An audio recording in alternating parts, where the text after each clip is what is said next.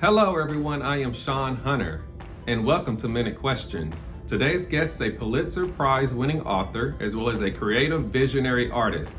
His best known creation is Roots, a depiction of family history that gained the attention of readers in record numbers around the world. That would then become a series on television that drew in the largest audience in media record history, drawing in over 130 million viewers in its 1977 debut.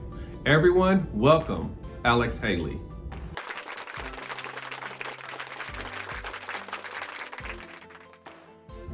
Can you please tell us, how do you top such a profound story? Well, I don't think you try to top it.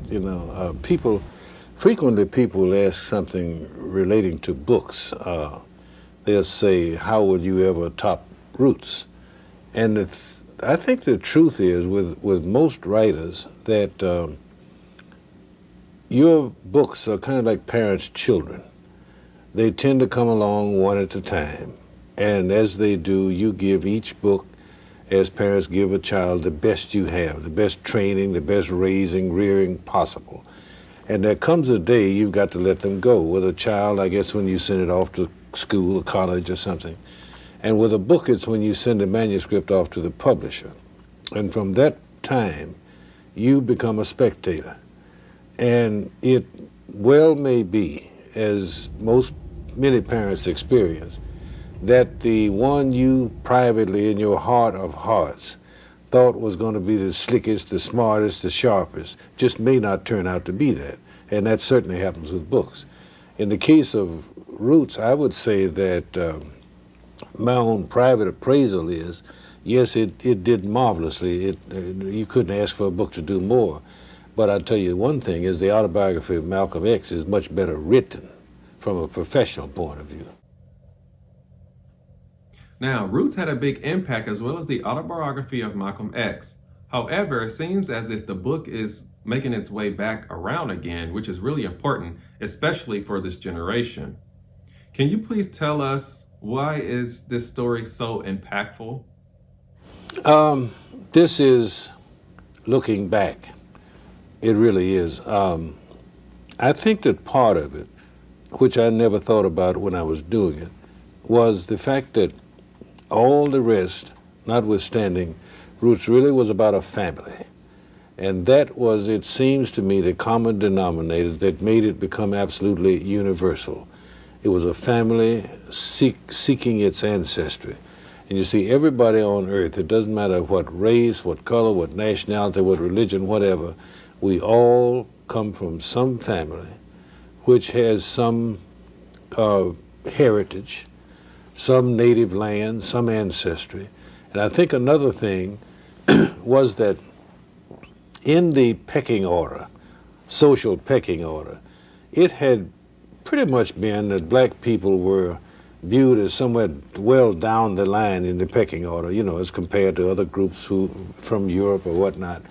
And when a book came out where a black family had been able, a black person had been able to trace his family as far back as Roots went, it kind of challenged other peoples from other countries, other heritages, to think, well, if that can be done, surely we can. I know that it generated a tremendous rise in usage of genealogical materials. You said people was running around everywhere looking for family trees. The other night, I think a guy who was at the U.S. Archives, Jimmy Walker, I was with him in Annapolis this weekend, and he was saying that their materials, the usage of their materials, vaulted within a matter of a month by 800%. And I've heard the LDS Church, the Mormon people, say the same of their materials in Salt Lake City. And the Mormons have the best genealogical materials on earth of everybody.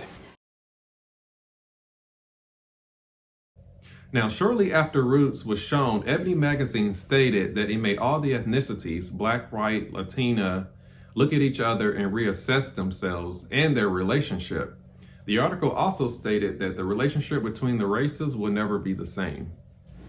Well, I think that may be somewhat true. I wouldn't attribute it all together to Roots. Roots helped.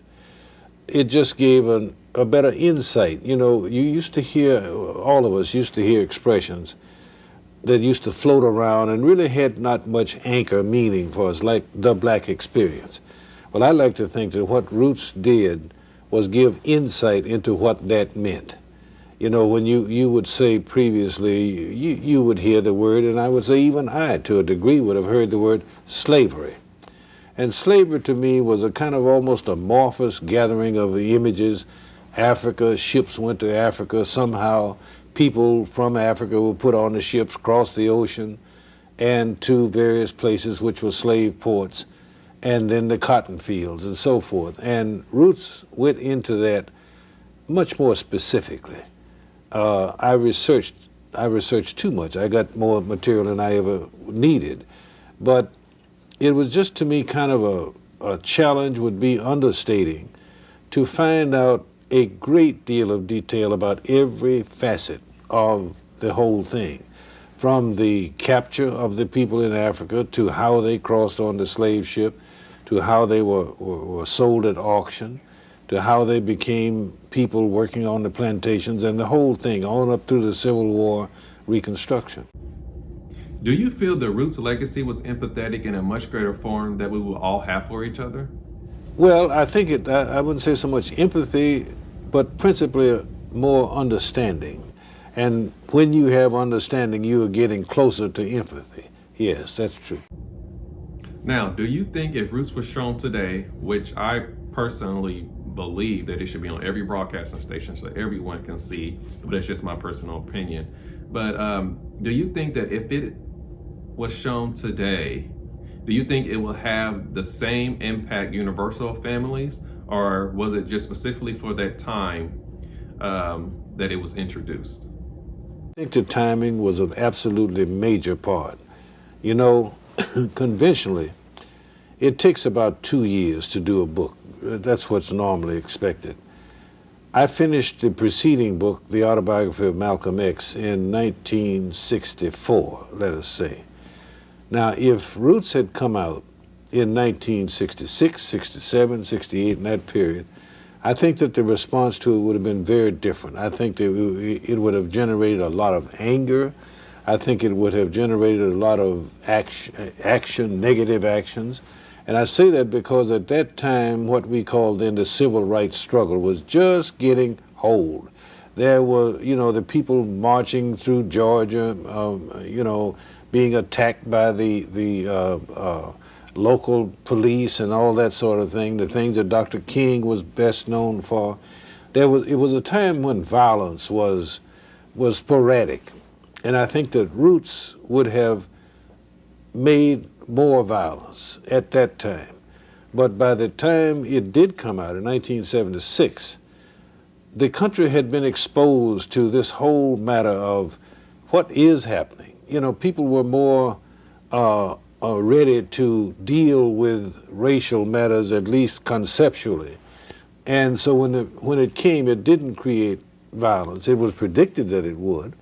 There was, at least as I heard it, where most time fighting occurred was in prison yards and sometimes in schools, like high school and whatnot. But for the most part, I think that people were subdued, both black and white, by what Roots portrayed. With all the context we have finishing the 70s and 80s and so on, how would you think the audience would feel if they saw it now? I think it would be somewhat close to what it was in 1976, because we have advanced in our, at least we certainly are more exposed to, and we're more used to things that, you know, make us think, make us realize that we have been buying a history that was not exactly as history was, you know, should have been told to us. We've all been deluded in historical terms. In 1980, there was a quote I read that you said, "I hope to God I never have anything like the success of Roots happen to me again, not at least in the same way." No, it's true. I would say that repetitively. And what I meant was that when you've been going along for all your life, and much of your adult life trying to write, you're sitting in a little room pecking away and hoping that one day somebody will pay you some attention. And then there comes something like Roots, which was just absolutely like jumping off the edge of Niagara Falls or something. I sometimes say it's a jocular thing, but it was moving out of the YMCA into the Waldorf, just wham, like that. And physical things that happened. Let me tell you, for instance, I never forget the first time there was a public autographing. Fox Hills Mall, Los Angeles. The book was just going crazy. And the lady from Doubleday, who was in charge of PR and in charge of me, we were flying out, and she said, the book is just beyond description. Said, now you've got 90 minutes allotted, and tomorrow, pardon me, in that time you may have to sign 300 books. Well, I'm wanting to please. That night in the hotel, I'm practicing, how many can I do in 90 minutes? And when we went down there the next morning at about 10 o'clock, I wondered at the helicopters. There were 2 helicopters circling. And I didn't know, nor did she, that what they were doing was taking pictures of the line. There were estimated to be 7,000 people down there, and it was just unbelievable. And that hit me with such a force. You just can't conceive a thing like that. You've been doing all this hoping and working, and when something like that happens, you cannot absorb it. Why do people get lost or lose their way during and after the success? Did you have that feeling of you getting lost at some point? Instead of my being a writer, instead of my writing, I have been the author of Roots. And there's a big difference. I have, as a matter of fact, a dear friend of mine, we've talked about this because he's having somewhat the same thing right now. He's very capable, but he's just a human being. That's Quincy Jones from right here. We talked about that last time we were together in Los Angeles, about how is he able to keep himself together amidst incredible triumph and so forth. It's hard.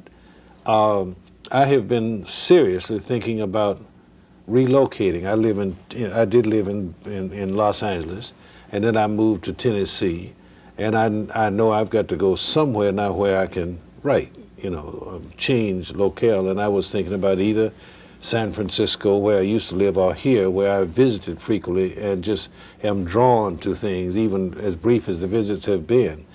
And I'm starting to meet people here who are saying, forget San Francisco. We mentioned Malcolm X earlier. Do you feel the sense of interest of him is coming back? I'm not really sure. I'm asking Malcolm myself X that earlier. just as Do you best I feel can. the sense of interest I'm of him guessing is coming back? that there were 2 clear figures in that time. That was him, Malcolm X, and Dr. King. I remember once around in that time period, then President Kennedy said some issue had come up, some racial issue, and he called to Washington 5 men, and later said that I have spoken with, quote, the black leaders, and there wasn't any protest about that. Now today, you couldn't get 50 men and say you talk to the black leaders. There are too many, there's so many people in different capacities. We've got mayors, even a governor now. We've got, congressmen, which did not exist at that time. And I think that there is somehow kind of a feeling, emotional feeling, on the part principally of younger people to reach back and take up a clear, distinct figure who in his time was a major force, and he was. And when you think about it, is I've often thought about the 2 men. I had the privilege to interview both of them, Dr. King for Playboy and Malcolm for the book and Playboy. And I've often reflected that how alike they were, that had you given either man the background of the other man, how easily each of them might have been the other man. You take a Malcolm and give him high school in Atlanta, give him Morehouse College, give him Boston University training, and think what a minister he would have made. I think that would have been quite interesting and amazing to see. Well, I just want to thank you for all you have done with your tremendous and remarkable work you've shown us throughout these years. You are quite an inspiration. Thank you. All right, thank you everyone for tuning in. I am Sean Hunter. This is Minute Questions, and thank you for watching our very special guest for the month, Mr. Alex Haley. Now you all take care of yourself and each other, and I will see you next time.